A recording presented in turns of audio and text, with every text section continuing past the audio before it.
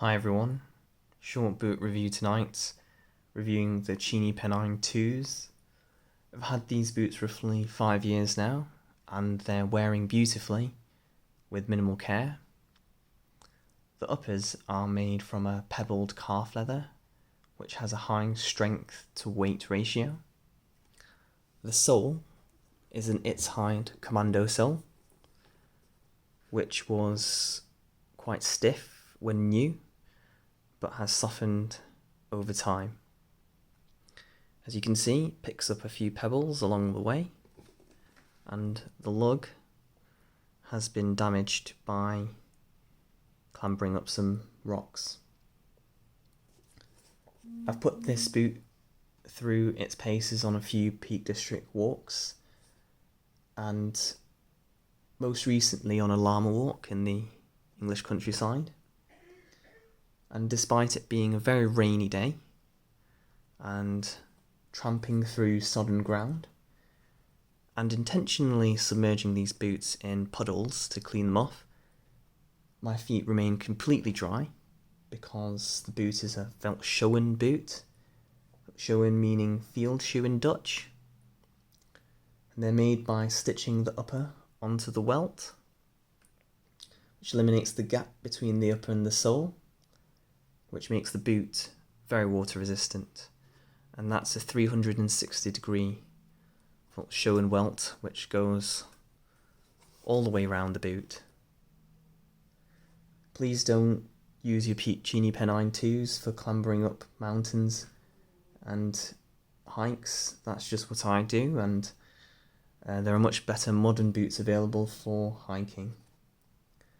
Company Joseph Cheaney and Sons is now owned by the Church Cousins, who previously owned Church Shoes, which they sold to Prada. Some very nice branding on the inside of the boot there, on the inner sole.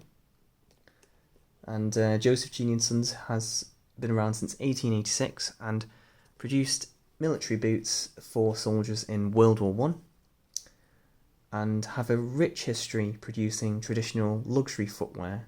As you can see, the Pennines are a luxury boot in the style of a British Army boot. I do really love the wider last shape of the boot, as Cheaney built this on the 4436 last, which is one of my favourite lasts as it's foot-shaped. And I have a particular dislike of pointed toe shoes, but that's personal preference. For some, these boots might be considered a little bit wide, especially if people have a narrow foot.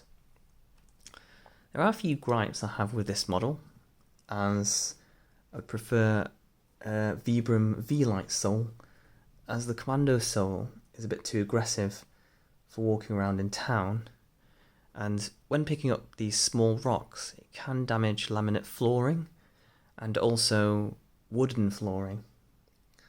Day-night soles might be better as well, but they don't seem to have the grip, especially in the rain. Unfortunately, I have slipped a few times with day-night soles. But then again, a Vibram V-Light sole might not be able to survive a hike.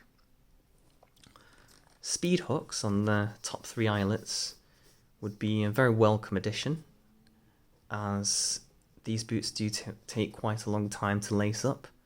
If you want to wear them to work, especially if you're in a rush, you may not be able to get these on time in order to get out of your house.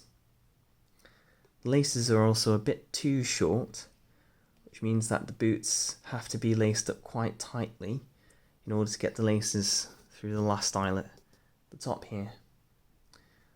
And unfortunately, the tongue, as opposed to the inner section of the boot over here, and the boot all the way in there, is unlined, and it's not a full bellows tongue.